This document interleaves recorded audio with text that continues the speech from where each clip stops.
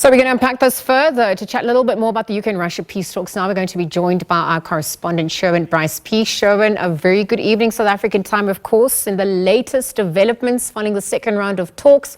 Perhaps you could just talk to us about the brief meeting that obviously occurred in Istanbul today, the context that this is happening, of course, as military strikes appear to be intensifying on both sides.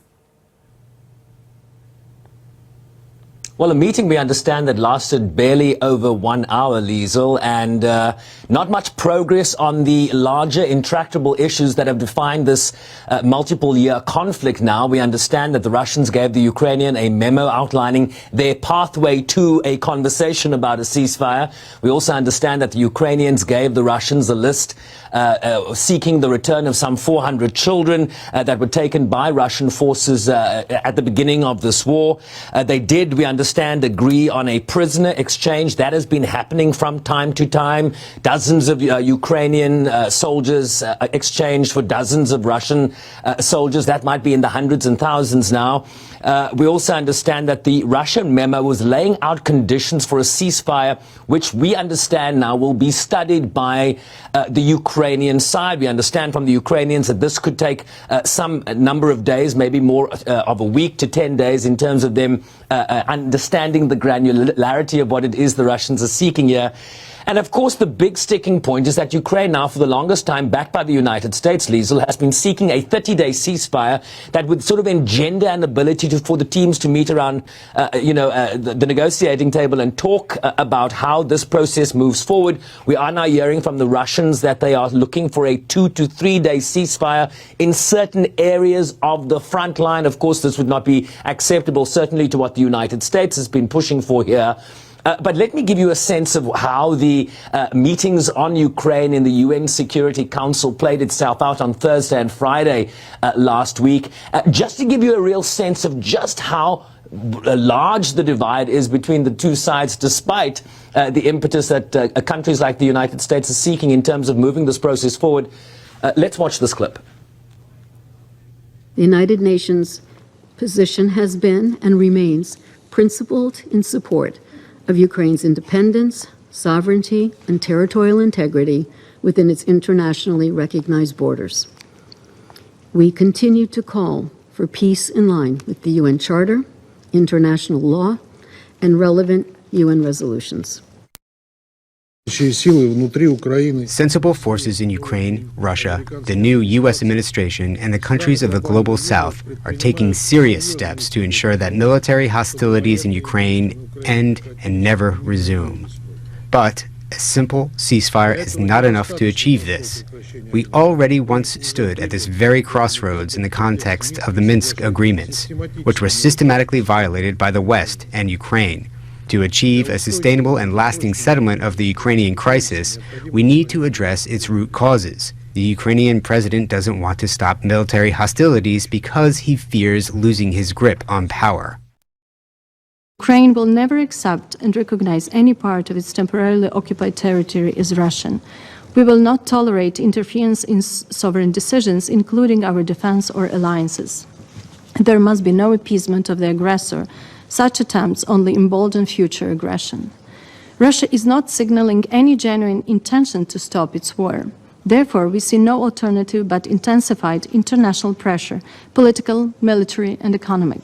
Sanctions must be expanded and strengthened. Russian oil, its shadow tanker fleet, financial networks, and its military industry must all be targeted. Russia is facing a moment when it needs to prove its seriousness. We need concrete decisions, first and foremost, regarding an unconditional and complete ceasefire for at least 30 days. Ukraine is ready to work for peace. Russia must also show that it is ready.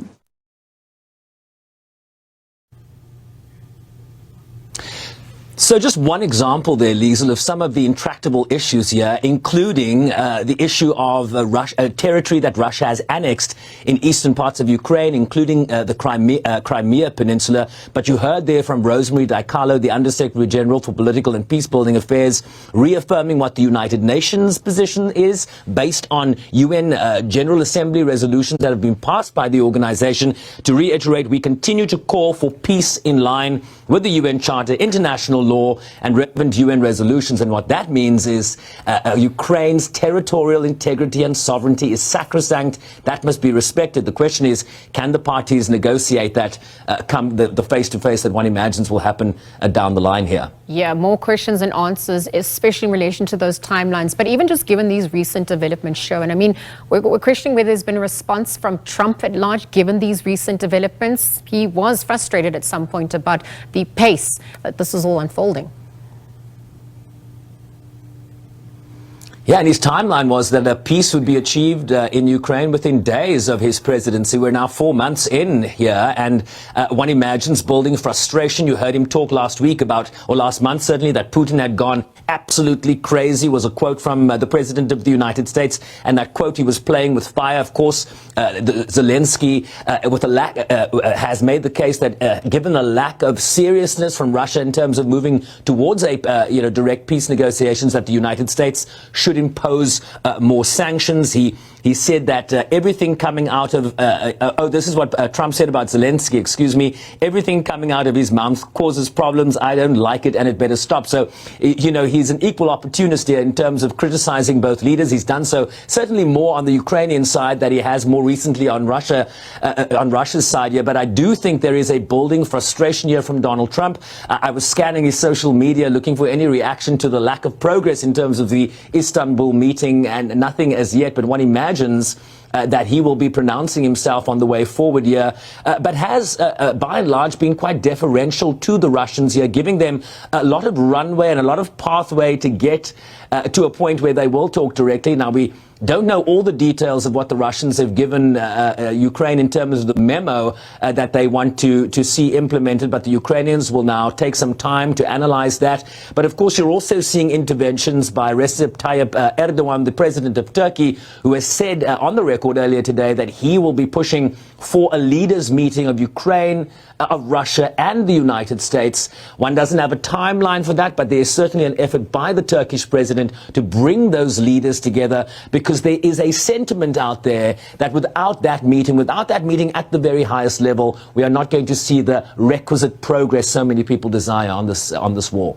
Well, Sherwin, we are certainly monitoring those developments as it continues. Thank you for joining us and for that update. We'll leave it there for now, of course, as the second round of peace talks in relation to the Ukraine-Russia war happening in Istanbul in Turkey here. Not much progress made on that front, but we'll obviously continue to monitor it as it unfolds.